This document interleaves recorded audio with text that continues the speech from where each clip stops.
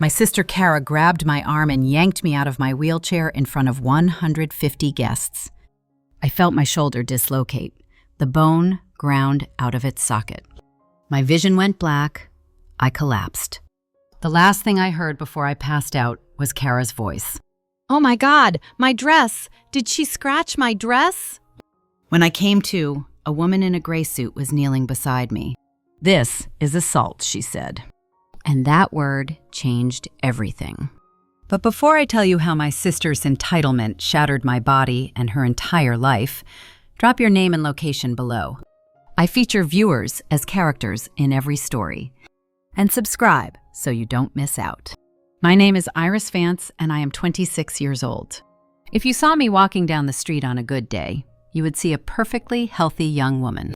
Brown hair pulled back in a ponytail, jeans and a t-shirt, sneakers. Nothing remarkable, nothing that screamed disabled. But looks, as I learned the hard way, can be violently deceiving. I have a chronic illness called Ehlers-Danlos syndrome, or EDS. It's a connective tissue disorder, which means the structural glue that holds my body together is faulty. My joints dislocate without warning. My skin bruises at the slightest touch. My autonomic nervous system, the part that controls things like heart rate and blood pressure, doesn't work properly. I also have POTS, postural orthostatic tachycardia syndrome. Standing up for too long causes my heart to race and my blood pressure to crash. The result? I faint. My lightweight, specialized wheelchair wasn't a fashion statement. It was an energy-saving device, a mobile sanctuary that let me conserve the little energy I had for things like working and living. I was a freelance data analyst and translator working from home. I earned a high, stable income, enough to fully support myself and pay for my ridiculous medical bills. But in the eyes of my family, I was unemployed. My mother, Donna, a devout member of the Just Try Harder Club, insisted my illness was psychosomatic. All in my head. A convenient excuse for laziness. "Just get up and move, Iris," she'd repeat, her voice dripping with practiced pity. "You're young. You're wasting your life sitting in that chair." My sister Kara, who was 30 and very pregnant, viewed my chair with barely concealed contempt. She was the suffering one now, the one who deserved the attention, the one who was working hard to bring a new life into the world. In her mind, my need to sit was an insult to her sacrifice. My entire career was built on secrecy. My family had successfully gaslit me for years, implanting the terror that if any client or professional knew about my disability, they would instantly cut my contract. "You're using your sickness as an excuse to be lazy," was the Vance family mantra. This fear had morphed into severe internalized ableism. I never turned my camera on during video calls. I used a neutral, gender-ambiguous mail handle. I pushed myself past the point of collapse to meet deadlines, refusing to let my body interfere with my work. I was an anonymous genius, terrified of being exposed. Ironically, the vast majority of my income came from a single, high-stakes project. I was analyzing complex genetic data for a major university hospital's rare disease research initiative. I was the best analyst on the team, though they didn't know my name or face. They just knew that IV delivered flawless work, on time, every time. But my family saw none of that. They just saw me sitting in my room clicking away on my keyboard. The door to my bedroom opened without a knock. I didn't look up from my screen. I was at a critical junction in the genetic sequencing data. One wrong parameter, and 6 months of work would collapse. "Still playing video games, Iris?" Kara's voice dripping with mock concern. I saved my file and turned to face her. She was leaning against the doorframe, her hand resting possessively on her enormous belly. Her eyes scanned my setup with open disdain. 3 monitors, a specialized ergonomic keyboard, medical journals stacked on the desk. "I'm working," I said flatly. Kara laughed, the sound sharp and deliberate. "Working. Right. Clicking buttons in your pajamas." She stepped into the room, uninvited, her eyes narrowing. "Must be nice to waste electricity all day while the rest of us have real jobs." I turned back to my screen, trying to ignore her. But she didn't leave. She walked closer, her footsteps deliberate, until she was standing right behind my chair. "Kara, I've asked you not to come into my room without knocking," I said, keeping my voice steady. "Oh, I'm sorry," she said, her voice rising in false sweetness. "Did I interrupt your very important button clicking? Are you solving world hunger today, or just ordering takeout?" I took a slow breath, counting to 5. "I have a deadline," I said, "a real one, for a real client." Kara snorted. "Deadlines for what? Candy Crush? Solitaire?" She leaned down, her face close to my ear. "Get a real job, Iris. Stop mooching off Mom and Dad." I wanted to tell her the truth, that the button clicking she mocked was analyzing genetic data for a rare disease initiative, that my video games were complex algorithms helping people like me. But I couldn't. If she knew I was successful, she'd find a way to take credit. Or worse, she'd tell my clients about my illness. And then, just like my family always warned, they'd fire me. So I put on my noise-canceling headphones and returned to my work. Kara left, but not before muttering, "Pathetic." 2 weeks before the baby shower, the invitation arrived in the mail. Pale pink cardstock with gold-embossed letters. "Kara's baby shower. Come celebrate new beginnings." The phrase "new beginnings" made me laugh bitterly. I was sitting in my room, staring at the invitation, when a memory surfaced. Unbidden. Unwelcome. Kara, age 12. I was 8. I'd just been diagnosed with EDS. I was in the hospital, crying, terrified that I'd never be normal. The doctors had explained that my body was fragile, that I'd have to be careful for the rest of my life. I felt broken, defective. Kara snuck into my room after visiting hours. She climbed into the hospital bed beside me, careful not to jostle my IV. "Hey, Iris," she whispered, "I brought you something." She pulled a worn teddy bear from her backpack. It was her favorite, the one she'd had since she was a baby. Mr. Buttons, with his missing eye and threadbare fur. "Mr. Buttons will protect you," she said, pressing the bear into my hands. "He's magic. He kept me safe from bad dreams. Now, he'll keep you safe from bad bones." She'd stayed with me all night, holding my hand, telling me stories until I fell asleep. I still had Mr. Buttons. He was sitting on my bookshelf, watching me with his one good eye. That Kara, the one who gave me her most precious possession, where did she go? When did my illness become a threat to her instead of something she wanted to protect me from? I touched my shoulder, the one that would be dislocated in less than 48 hours. The pain hadn't started yet, but the grief had. I was already mourning the sister I'd lost.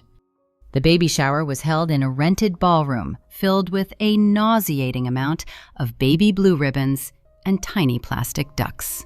Kara was a vision in a fitted white lace dress, her hand resting possessively on her enormous belly, soaking up every drop of adoration. She was the queen of the room. I wheeled myself in quietly, wearing a simple navy dress that contrasted starkly with the room's pastel fever dream. I positioned myself near a back corner, ready to be seen, but not heard. One of the first people I saw was a woman I didn't recognize. She was elegant, impeccably dressed in a charcoal gray suit. She carried herself with an air of quiet authority, her posture perfect, her expression thoughtful. She was sitting at a table near the front, looking politely bored. I would later learn that she was Dr. Eris Chen, the wife of Kara's fiancé's boss. A necessary addition to the guest list, but clearly uninterested in baby shower games.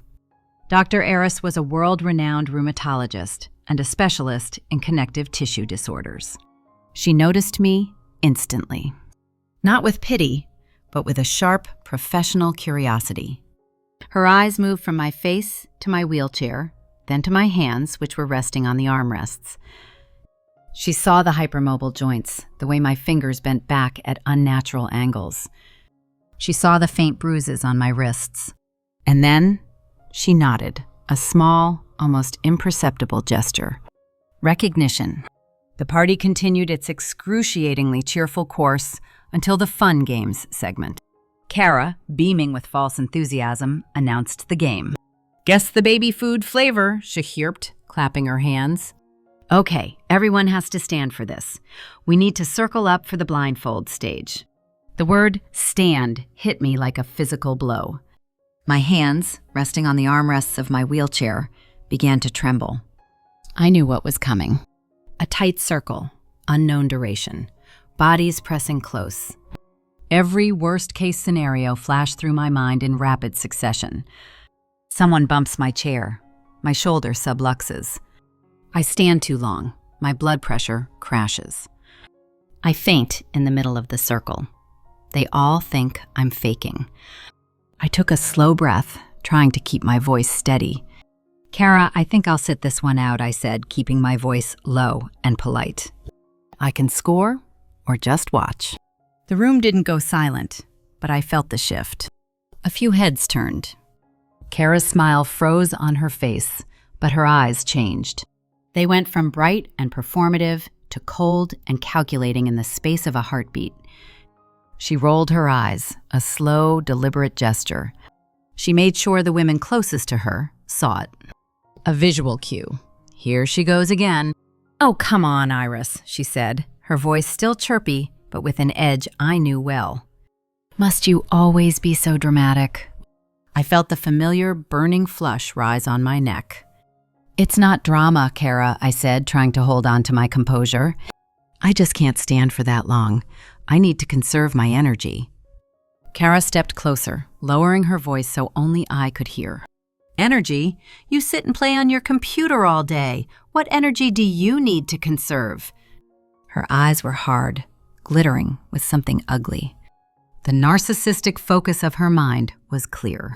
My existence in the chair was an intentional act to steal her spotlight. "My entire body is in pain, Kara," I said, trying to keep my voice level.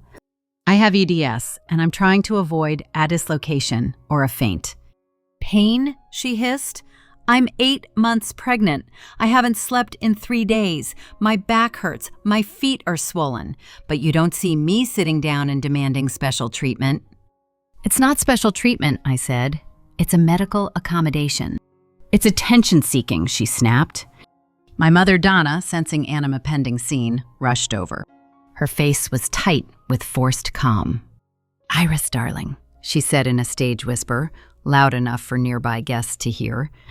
"Why don't you just try to stand up for your sister's sake? She's pregnant, you know. She's the one who's really uncomfortable. Just push through it." The phrase, "just push through it," was the final straw. The lifetime of gaslighting, the years of minimizing my pain, all of it condensed into that one phrase. "No, Mom," I said flatly. "I am not going to risk my spine to participate in a baby food guessing game." My refusal, a tiny word with enormous power, caused Kara to snap. Her public veneer shattered like glass. Her face went blotchy red. Not the pretty flush of exertion, but the mottled, uneven red of rage barely contained. Her chest rose and fell rapidly.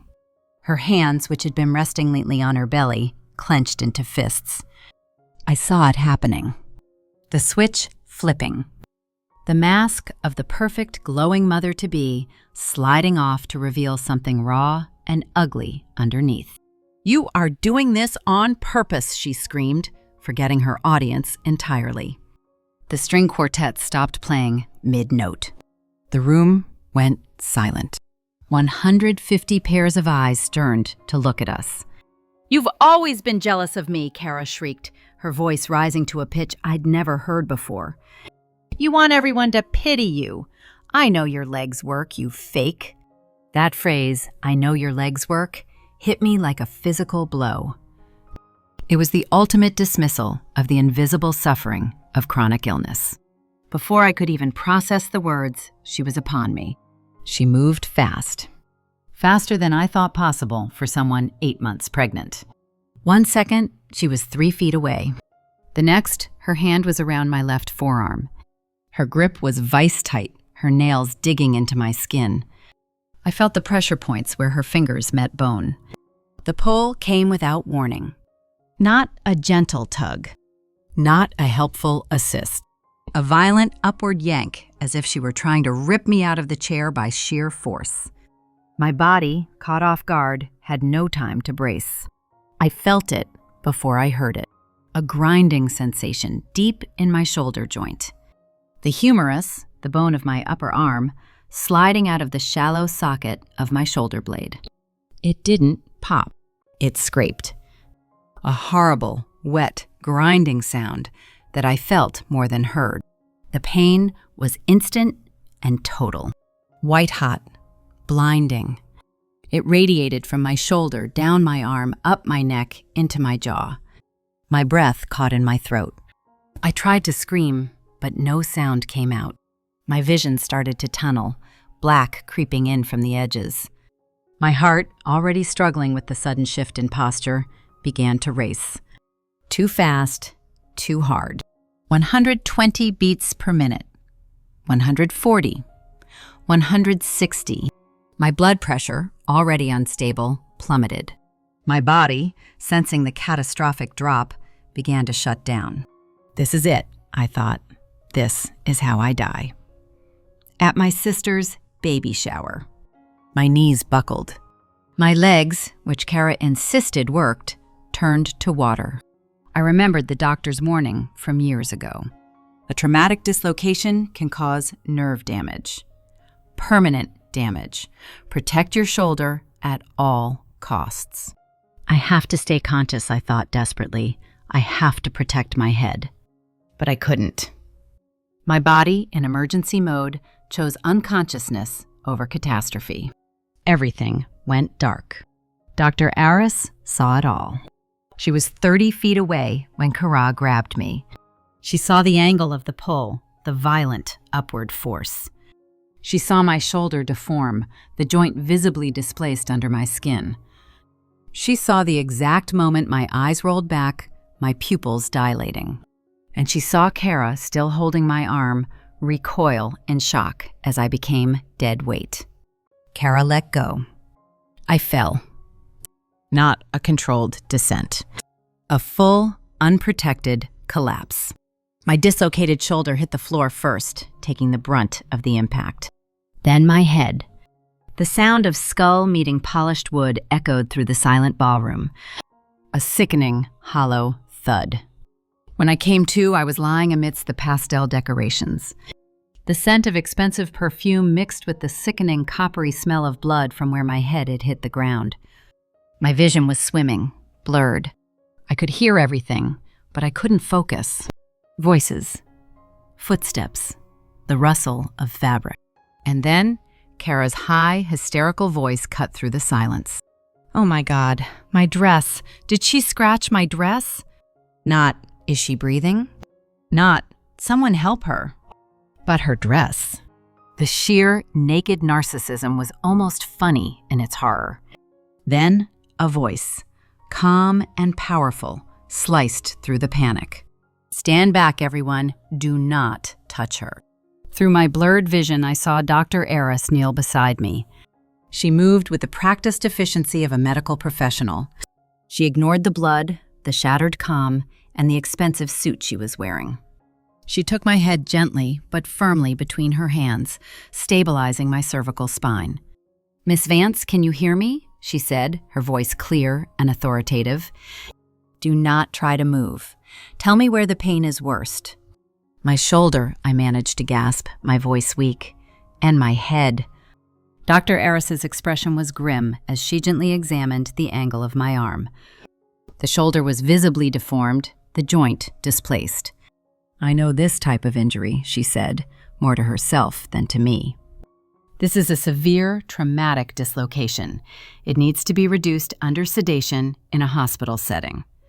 We also need to assess for concussion and potential spinal trauma." She looked up, her sharp gaze finding Kara's pale-faced fiancé, David, in the crowd. "Call 911 immediately," she commanded. "Report a fall resulting from assault, a dislocated shoulder, and potential spinal trauma." Assault. The word hung in the air, heavy and irrefutable. Kara shrieked again, her voice rising to a hysterical pitch. Assault? Aunt Addis, that's crazy. She fell. She just threw a fit for attention. Dr. Aris didn't even look at Kara. She maintained eye contact with David, her expression unyielding. Then she addressed the room, her voice carrying the weight of her medical authority. For those of you who think this young woman is faking it for attention, let me introduce myself. Her eyes swept over the shocked guests, many of whom were holding their phones, recording. I am Dr. Eris Chen. I am the Chief of Rheumatology at the Northwood Clinic. I specialize in Ehlers-Danlos syndrome and other complex connective tissue disorders. A collective gasp rippled through the guests. Several people lowered their phones, their expressions shifting from curiosity to horror. This is not an attention stunt, Dr. Aris continued, her voice icy. Pulling someone with Ehlers-Danlos syndrome out of their wheelchair in this manner is medically reckless. It is extremely dangerous. It puts her life at risk. She looked down at me, her expression softening. Ms. Vance has a condition that makes her joints unstable and her autonomic nervous system fragile. What you just witnessed was a traumatic injury that could have permanent consequences. All of Kara's whispered rumors about me having Munchausen's, about me being a lazy faker, collapsed under the weight of Dr. Aris's professional assessment. I felt a wave of dizzying relief. I wasn't alone. I wasn't a liar. The proof of my suffering was now laid bare by a credible external authority. As the sirens grew closer, Dr. Addis looked down at me and spoke quietly. Listen, Iris, I know who you are. I know you're the analyst on the Northwood Genetic Sequencing Project. You're brilliant. You're also safe now. The ambulance ride was a haze of pain and the strange, quiet comfort of professional care. The paramedics were gentle, efficient. They immobilized my shoulder, started an IV, checked my pupils. Dr. Aris rode with me, sitting beside the gurney, her hand resting lightly on my uninjured arm. You're going to be okay, she said. I promise. In the emergency room, as they prepared to sedate me to reduce the dislocation, I panicked. It wasn't the pain that terrified me. It was the deadline. My project, I whispered to Dr. Aris, who had followed me into the ER. I have a critical data delivery duet tomorrow. If I miss it, they'll fire me. They'll think I'm unreliable. I can't lose this contract. My hands, shaking from adrenaline and fear, instinctively reached for the bag containing my laptop. Dr. Aris gently took my hand, stopping me. Stop. You are injured. You are on strong painkillers. You are not working. You don't understand, I pleaded, my voice breaking. They can't know I'm sick. They can't know I'm disabled. I've hidden it for 2 years because my family told me my worth disappears if I'm not well. I took a deep, painful breath, the words tumbling out in a rush of confession. Dr. Aris, I am the anonymous analyst on your genetic sequencing project, the one who found the error in the control group data last month. I'm IV. I'm the one. Dr. Aris stared at me, her eyes widening in shock. Then her expression softened, and tears welled up in her eyes. She hadn't been expecting a confession, let alone the revelation that the highly valued, mysterious analyst was lying on a gurney, a victim of violence. Oh, Iris, she whispered, squeezing my hand. You are not unreliable. You are a genius, working under impossible conditions. She stood up, her expression shifting to one of determination. I'm going to fix this, right now. While I was under sedation, Dr. Aris took charge of my crisis.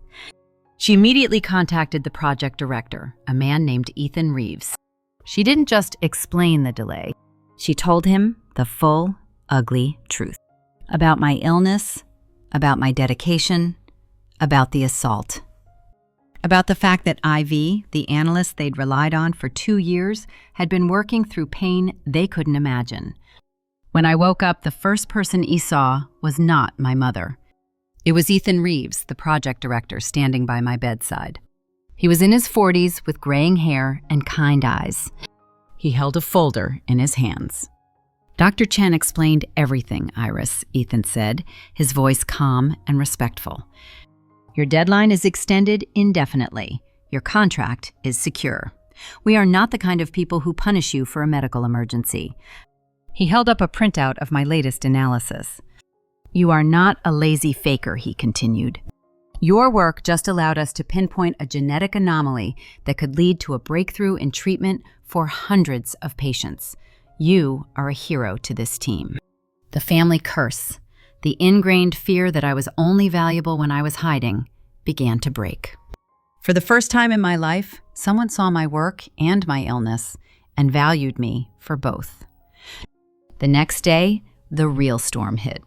Someone at the baby shower had filmed the entire incident. The video, shaky but undeniable, showed Kara yanking me out of the chair, followed by my immediate deadweight collapse. The sound of my head hitting the floor was audible. And then, crystal clear, Kara's voice. Did she scratch my dress? The video went viral within hours. The local news ran the story. Pregnant woman arrested for assaulting disabled sister at baby shower.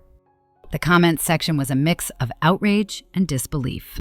The police, acting on Dr. Aris's call and the eyewitness testimony from several stunned guests, had arrested Kara at the scene. She'd been taken away in handcuffs, still screaming about how it was all a misunderstanding. I was bruised, concussed, and my shoulder was in a sling. But I was finally free. My mother, Donna, was the first family member to arrive at the hospital. She looked haggard and terrified, her makeup smudged. She didn't ask about my shoulder. She didn't ask if I was in pain. The door to my hospital room opened, and she stood there, calculating. Iris, she said, her voice tight, you have to tell them it was an accident. I didn't respond. I just looked at her, waiting. Say you slipped, she continued, stepping closer to the bed. Say she was just trying to help you stand up for the group picture. Kara is facing criminal charges, assault on a disabled person. It will ruin David's family reputation. It will ruin everything. She is facing charges because she assaulted me, I said, my voice cold and steady. There's a video, Mom. There are witnesses. Dr. Aris is testifying as an expert witness. My mother's hands clenched into fists at her sides. But Edith, we are family. Family protects family. You know she didn't mean it. She was just stressed about the baby, and you can be so difficult sometimes. How can I be so what, Mom? I interrupted, my voice rising. Disabled? Visible? Real? I finally let the rage surface. The anger I'd been swallowing for 26 years. You protected her, Mom. You let her call me a liar for years. You enabled this. You told me my pain was in my head. You told me I was lazy. You told me I'd never have a career because who would hire someone like me? I took a shaky breath, my good hand gripping the edge of the hospital bed. And now, you want me to lie again. To commit insurance fraud and obstruct justice, just to keep the peace for Kara's reputation? My mother stared at me, her mouth opening and closing. You're asking me to choose between my daughters, she whispered. No, Mom, I said, my voice breaking. I'm not asking you to choose.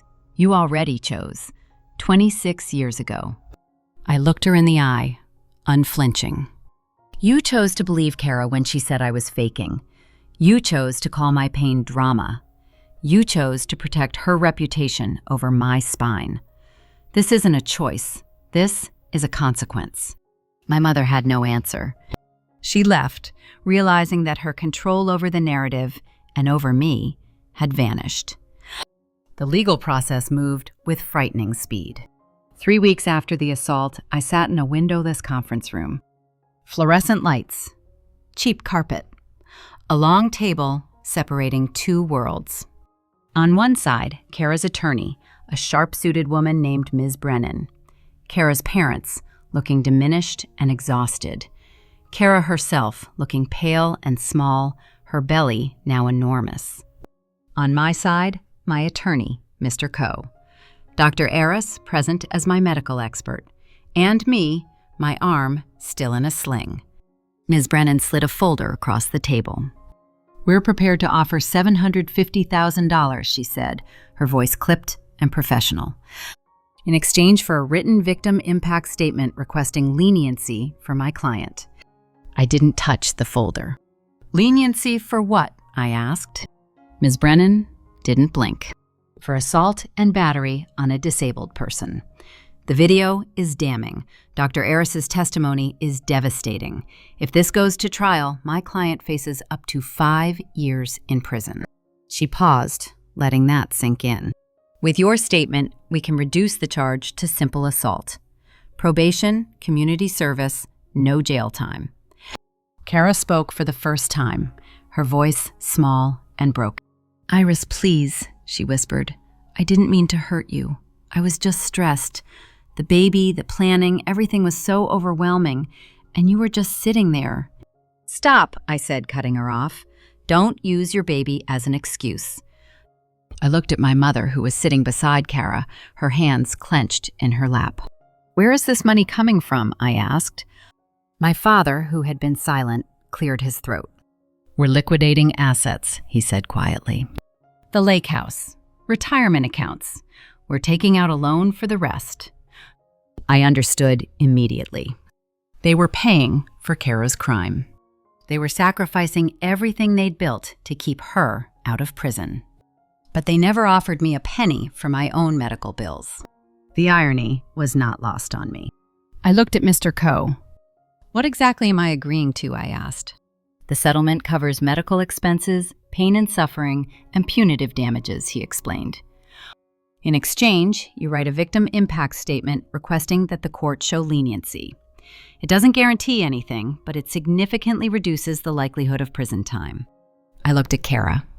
Do you understand what you did? I asked. She nodded, tears streaming down her face. I was angry, she whispered. I thought you were faking. I thought you were trying to ruin my day. And now? I asked. Now I know I was wrong, she said. I'm so sorry, Iris. I'm so sorry. I didn't believe her. But I also didn't want vengeance. I wanted freedom. I'll sign, I said, but not for you. Kara pleaded guilty to the reduced charge. Her fiancé, David, a genuinely decent man, filed for divorce the week after the plea hearing. He said he could not marry a woman capable of such a violent and self-centered act, especially one who put her own reputation above the life and safety of a family member. I received the settlement money. $750,000. It was more money than I'd ever seen in my life. It was enough to secure my future, to manage my illness without ever needing to rely on my family again. My final act of self-sovereignty was to disappear. I used the settlement money to buy a beautiful ground-floor apartment with wide, accessible doorways and an elevator. The apartment had a view of the park, natural light, and a dedicated office space. I changed my phone number. I blocked my mother and Kara on all social media. I had my attorney send a cease and desist letter to my parents, forbidding them from contacting me. They had made their choice. They had enabled the abuser. Now, I was making mine. Month 1, I moved into the new apartment. I unpacked slowly, carefully, placing Mr. Buttons on the bookshelf in my new office. Month 2, Dr. Aris invited me to speak at a medical conference. I said no, I wasn't ready. Month 3, Ethan Reeves offered me a full-time position on the research team, a real job, with benefits, with my name, with my face. I said yes. Month 4, a chronic illness advocacy group asked me to write an article about my experience. I wrote it. It went viral. Month 5, Ethan forwarded me the conference invitation again. I think you're ready, he wrote. The world needs to hear your story. Month 6, I stood on a stage in Washington, D.C. 6 months after the baby shower that ended my sister's life as she knew it, I am in Washington, D.C. I am standing, with the aid of my cane, on a stage at a national conference for chronic illness awareness. I am no longer the anonymous analyst. I am Iris Vance. My presentation is called The Invisible Data: How Chronic Illness Fuels Unexpected Genius. My former project director, Ethan, is in the front row, beaming. Dr. Otis is next to him, her expression proud. I look out at the audience, a sea of faces. Many of them are also sitting in wheelchairs or holding canes or wearing compression gear. I don't look healthy today. I have dark circles under my eyes and my shoulder is stiff. But I don't care. I walk, slowly and deliberately, to the podium. I reach out and turn on the camera on the podium's laptop. The red light blinks on. For the first time in my career, I am visible. For years, I begin, my voice strong and clear. I believed I had to hide my illness to prove my worth. I pause, looking out at the audience. My family taught me that my disease made me lazy, a faker, a drain on society. I take a breath, feeling the weight of the words. I am here to tell you that the very things they called my weakness, my ability to manage extreme pain, my constant need to analyze the risks of every step I take, my obsessive dedication to my work, those things made me the best data analyst they had. I smile, a genuine, unburdened smile. My chronic illness is not a character flaw. It is not a lie. It is a crucible that forged my resilience. The audience erupts in applause. I wait for it to quiet, then continue. For years, I believed I had to hide to survive. My family taught me that my worth disappeared the moment he sat down.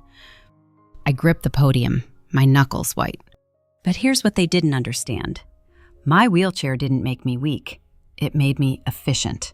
My pain didn't make me unreliable. It made me resilient. And my invisibility didn't make me worthless. I pause, letting the final words hang in the air. It made me unstoppable. Because you can't sabotage someone you can't see. The applause is deafening. I am no longer hiding. I am no longer performing for the approval of people who never deserved my honesty. This is my life. This is my career. And I finally have a name, a face, and a value that no one, especially not my family, can ever take away from me. Again. So here is my question for you. My sister says I ruined her life by pressing charges. She says family should forgive family, that I should have let it go. But I think pulling me out of my wheelchair and dislocating my shoulder isn't a mistake. It's a choice. Did I go too far by accepting the settlement and letting her face consequences? Should I have just dropped the charges to keep the peace? Or was this the justice I deserved after 26 years of gaslighting? Let me know what you would have done in the comments below. If you enjoyed this story, please hit that like button and subscribe. I'm going to finish this speech now. Thank you.